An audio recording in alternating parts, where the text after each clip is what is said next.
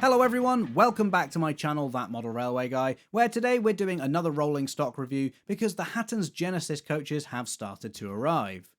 So these were announced all the way back in 2019 as a range of generic 4 and 6 wheeled coaches which Hattons would be making in a wide variety of both pre-grouping liveries and a few later ones as well. After a bit of a wait, they finally started to arrive, and today I have the LB&SCR Umber version of the coaches to take a closer look at. Now, the price for these has increased since their announcement. Originally, they were listed as £30 for the standard coaches and £36 for the ones with lights in. Just before the release, though, Hattons did increase that. They honoured the original price for anyone who pre-ordered before a specific date, but if you want to buy these new from Hattons now, it's £33 for the unlit versions and £40 for the lit coaches. Of course, I went with the lit versions, and since I pre-ordered, I got these for £36 each, and because these are only available from Hattons, there is no retailer discount. One other thing to mention as well is that the lit versions have a Next 18 decoder socket as well, and that's to control the lights if you want to be able to switch them on and off. So, as I alluded to earlier, these are a generic coach body. They're not correct for one specific company or era, but they give a very good general impression of 4 and 6 wheel coaches that did used to run on the railways. So technically these aren't prototypical, but they do incorporate lots of the features that pre-grouping coaches of the time did have. Now, I don't claim to be a railway expert, I'm not even a model railway expert to be honest, so that doesn't bother me, but of course if you're someone who really does know their stuff, then obviously these won't look completely right to you. Hopefully though, this video will help you make up your mind about how much that bothers you. So, diving right in, the finish on these is great, and the brown umber Hattons have used is nice and consistent. There's also lots of nice intricate gold lining around the edge of the panels, and this is really finely applied, and it looks fantastic. I will say though that on the 6-wheel coach, it does look like there's been a little bit of an overspill in one area. I might try and get that off later if it's not too stubborn, but I just thought I should mention it. The gold colour they've used for the lining though is really nice. It's not too shiny and metallic like we sometimes see on models, but you can definitely tell it's gold and not just yellow, which is a subtle but tricky thing to differentiate between. On the brake third, you can see this is also included on the ducats at the end of the coach as well. We also have very nice handrails and door handles painted in this same gold colour too. Again, these are very fine separately fitted parts and they look fantastic. On the doors we have third and first printed in the really small panels just beneath the windows. These are printed really well with nice shading and it's all very crisp and sharp. And then on the brake third we also have guard and luggage included on the set of double doors at the very back of the coach too, so nice attention to detail there. Continuing with the printing, we have the LB&SCR crest printed in the middle of all the coaches too, and you might just be able to see we have the coach number printed inside that too, so really tiny and intricate printed details there, which is amazing.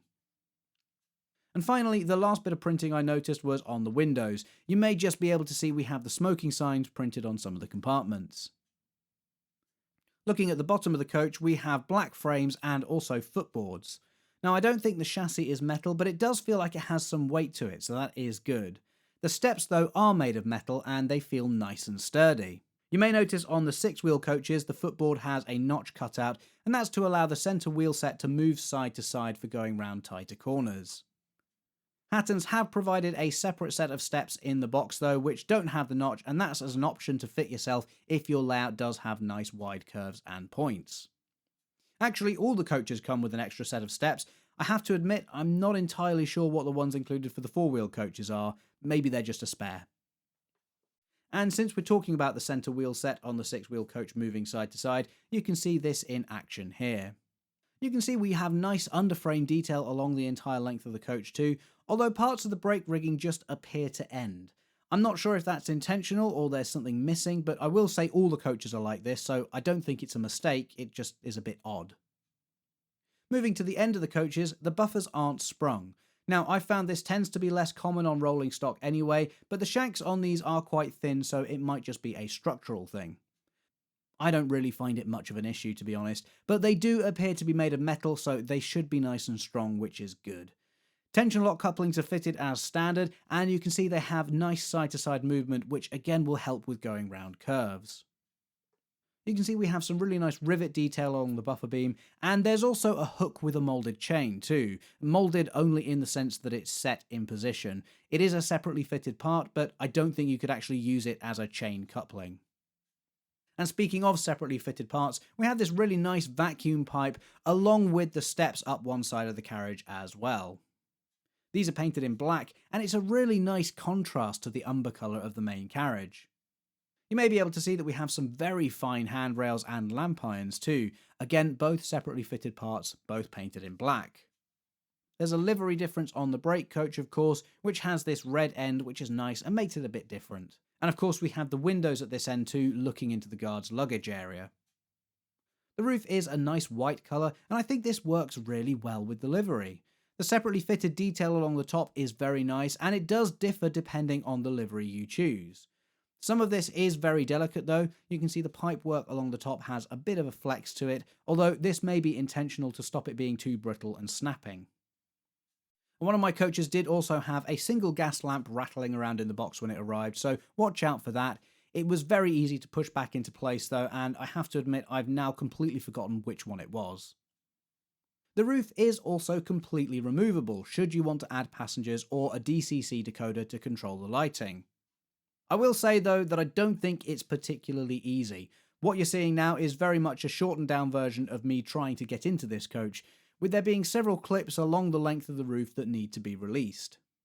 It's quite a tight fit, which I suppose in one way is good, as it means there's less likelihood that light will be able to bleed through any of the gaps. That said, I don't envy you if you have a rake of these coaches and wanted to fit passengers to all of them. With the roof off though, you can see we do have an interior inside, with the coach being separated into the different compartments. There's also seats for you to pose passengers on in here, although it does look like the floor has been raised slightly. Now, perhaps that's to accommodate some extra weight under the floor, but I suspect any passengers might need their feet removing if they want to sit here. Above the seats you can see we have luggage racks too, which is a really nice detail Hattons have included. I'm not sure how visible these will be once the roof is on, but it's nice to know that they're there. In the first class coach, you'll notice that some of the seats have been painted blue, which is a nice variation. Although this has only been done on half of the coach, when all of the compartments on the side are shown as being first class. Now, I don't know if that's a mistake, or there were perhaps different tiers within first class maybe. Like I say, I'm not an expert, it just seems a bit odd to me. And then just to cover everything, the guards area at the back of the brake third is just a blank open space, so no detail or handbrake in there, which is a little bit of a shame considering that you can see into this area. Now looking at the underside of the roof, you can see the board that the LEDs are attached to. There's a capacitor on there as well by the look of things too, so that should prevent any flickering given that these take their power from the track. And you can see the poles that come down at each corner. They touch contacts on the floor of the coach and transfer the power up from the track to the lights.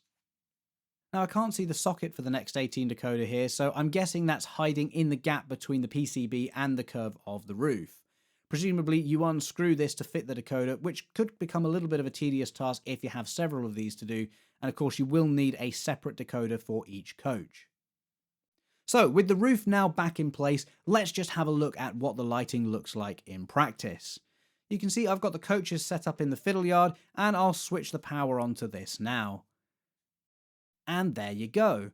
As you can see, it's a nice warm glow, but still easy to see in daylight, and as far as I can tell, there's no obvious light bleed. You can just see those contact poles in the corner. They're a little bit more noticeable with the lights on, but only just. It's really only with the brake third with the big open windows at the back where it's really noticeable, I think. And I will just note that it appears the window slits on the duckets don't light up either, so these must just be glued onto the side of the coach. Now let's just quickly check to see if the capacitor keeps the lights on if we lift the coach off the track. No, not really, but it's mostly going to be there to smooth out any flickering as the coach travels along, so we'll take a look at that now. With the coaches on the modular layout, I've set them up behind the Terrier, so let's get it moving and see how they run.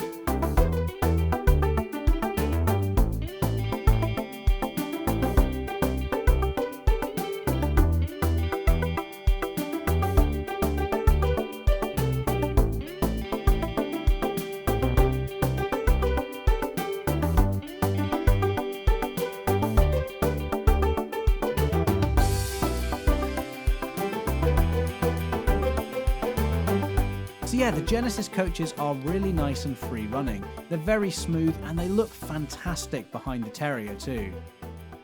Even though they aren't fully prototypical, it's still a really good representation of a little LB&SCR branchline train, with the Umber coach livery complementing the Stradley improved engine green that of course isn't actually green. Now you may notice that the lights on the centre coach are flickering quite a bit. I have to admit this was a lot worse, and originally the lights wouldn't come on at all, but with a bit of tinkering it's now better than it was. Obviously though, that flickering is still occurring. I'm not entirely sure why it is, but I guess that means that the capacitor isn't really doing a huge amount in there if it's not able to cope with very minor losses of power.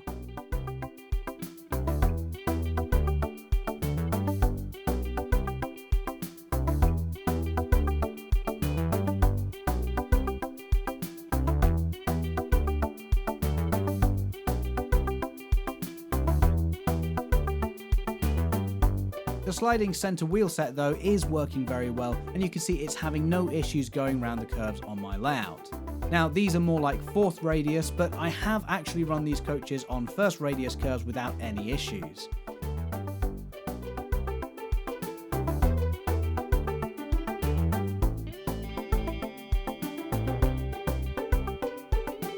And just to show you what they are capable of, here in the fiddle yard you can see they go through all the set track points leading onto the different roads without any problems at all. There's maybe a little bit of a jump here and there, but honestly it's not something I would be too concerned about. I think most of my carriages do that, to be honest, on these points.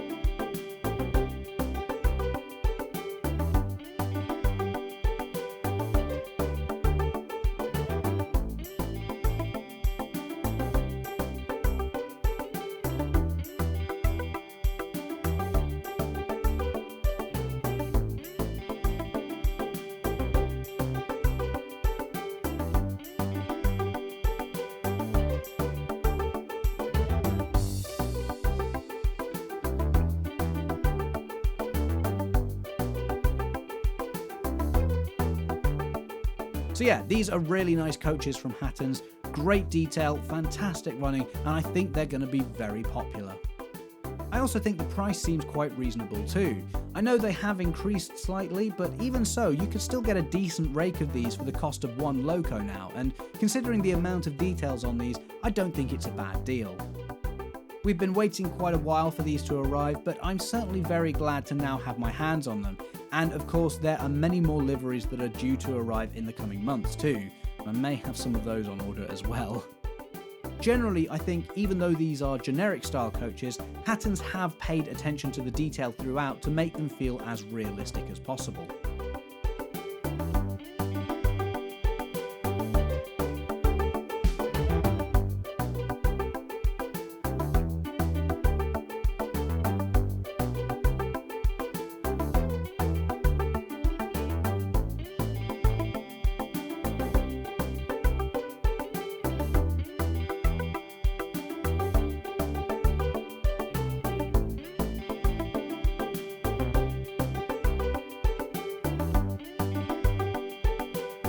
Of course, since these were announced, Hornby have launched and released their own very successful range of generic 4 and 6 wheel coaches at a similar price point.